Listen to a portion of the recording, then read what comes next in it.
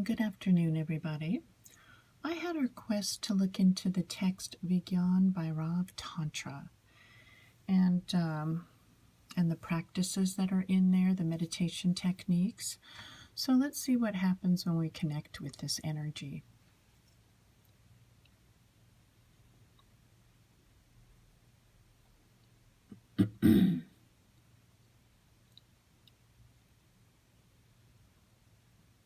Okay, so coming up next to it, there is quite a bit of lightness present.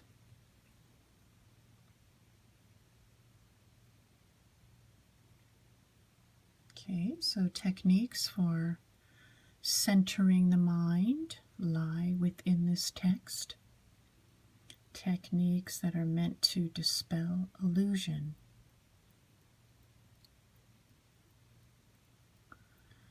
Okay, so these are practices based on Tantra. And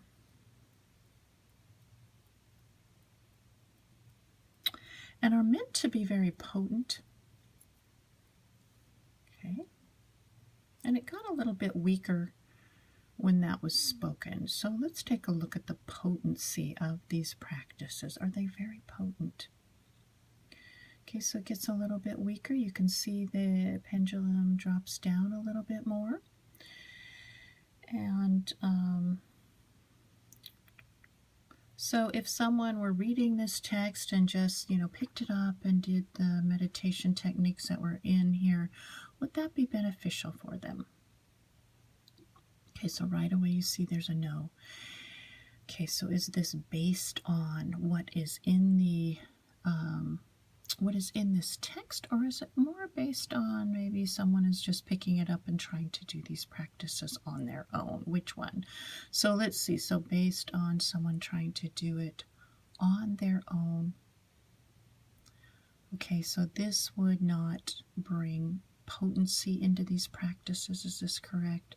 Okay, so someone doing it, some of these practices that has the right teacher to actually infuse wisdom and understanding into the practice. You can see it gets bigger. Okay, so there's more of a yes there. It's bigger. It's got more energy to it. All right, so really, and that's true of so many practices, which doesn't mean you shouldn't start on your own, or that's a bad thing to do some meditating on your own and stilling the mind. And certainly we have to start somewhere. But it's just showing that, many of the tantric practices are pretty, they're austere, they're secretive. They are meant for the select few that are connected in with that energy, that very powerful, combustible energy called Tantra. Not meant for someone to just necessarily read this and go, okay, I'm going to do it. Because what happens, a lot of confusion can come from that. Okay, and so far we haven't seen the pendulum stop saying yes, okay? Okay, so these practices are some, the 112 meditation techniques, are some of these better than others, some of these practices and techniques in there. You can see there's a yes, okay, and, okay, so the ones that are not so helpful are these, just not as clearly stated, or what's the thing with that? So let's see. Okay, let's try to connect in a little bit more with the Vigyan Bhairav Tantra. And now the pendulum's going to go down and just connect and decode the energy, work with it a bit, and see what flowers from there. Okay, so I'm hearing pretend. Okay, so you can see how the pendulum hasn't risen up to a higher degree. It's just showing some of it. Okay, pretend, which would mean more imagination, where some things are spoken about that way, to imagine this or remember this, or, certain looking into that has to do more with reflecting, which does make it soiled, okay, because when nirvana comes, there's none of that. So some of those practices can get confusing a bit especially when one tries to do it on their own, you know, and just conjure up certain images or make up, you know, this is what I felt at one point, so I'm going to try to bring it back and imagine it, and, you know, or get that taste of that stillness back. Okay, so that does that work, that kind of thing? No. Okay. Because the moment that the mind, you know, when one is truly in that pure awareness, this is, okay, so nothing, it's continuous. Okay, it's without a break. So it's not like any of that shows up in terms of reflection and saying, oh, well, you know, I was in nirvana once, so I'm going to try to bring up and conjure up that experience again.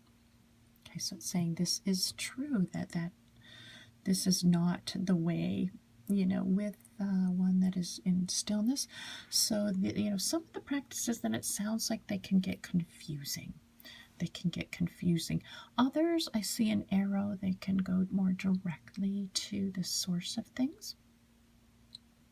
But even with that, to do it and just pick it up and read it and go do those practices on your own, without the right instruction, okay, you can see there's a no.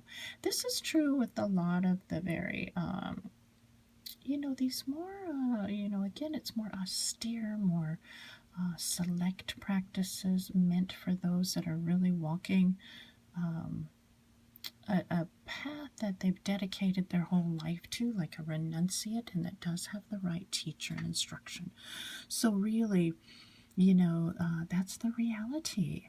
So you just have to be careful with this. You can fool yourself a lot. You can also get into some energies that may cause imbalance, that may cause one to go off on certain tangents and, oh, self-justifying in there that you've come to a certain level, when indeed that is not the case. Because anytime you have to sit there and justify and, you know, convince yourself you're in a certain place, you know, like walking up a mountain, you know, sit there and convince yourself that you're in that spot. I mean, you know, it ruins it. It takes away, adds another layer to what is there.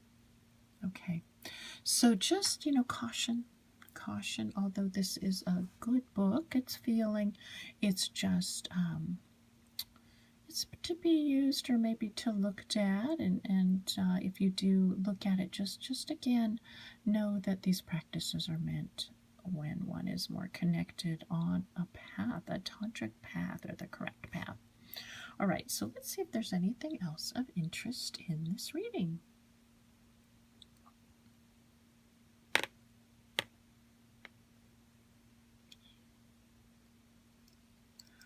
All right, bonded, huh? Bonded one needs to be bonded. One needs to be to a sincere master that can bring about, charge up whatever practices one is doing with, you know, I'm hearing like with source, okay, with source, with energy. Charge them up so they do have a direct, like direct energy, okay? It's not scattered energy then. And it can go in there and truly shake up mind, shake up that very stubborn energy, to help to break it up and stop its continuous course. So at least there'll be some gaps, different things, and slowly this will wear away. Okay, so this is the feeling here. Okay, so Vigyan Bhairav Tantra.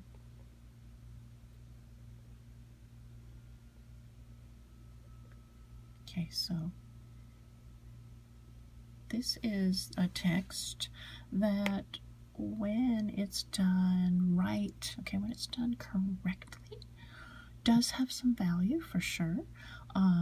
When it is left to the hands of those that have that understanding, or in those depths to that level, and can, you know, see through it clearly. You see through it clearly, like in a way to know what, to have that discernment.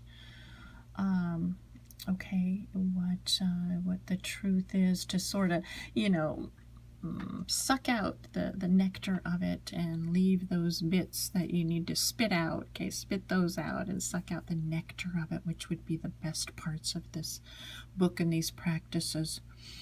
So this is meant for, you know, one to dissect it this way, that has that understanding, and then, you know, those practices could be brought forward to students, but that one needs to have a clear looking into, okay, to see what would be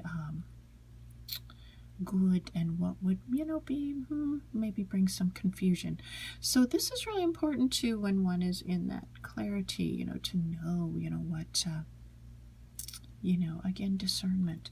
And most that are, you know, students just looking to, or starting, or, you know, whatever, and many are just looking to do, you know, they pick up different books and pick and choose, and so is this the right book to do that with? No, not at all. Okay, so there may be some texts that would be okay to do this with, and it feels like those are the more gentler texts, the ones that speak of just being mindful, being aware, following the breath, connecting in with the present moment, opening the heart. Okay, just basics. But to get into the depths of this, you know, no, that's not going to happen just picking it up on your own and attempting to discover the depths of it that way. It just won't. Okay, it can bring about confusion. So again, caution. Okay, so anything else? It sounds like this, feels like this is ending. So let's go ahead and end this here. And thank you for tuning in. Have a great day. Bye.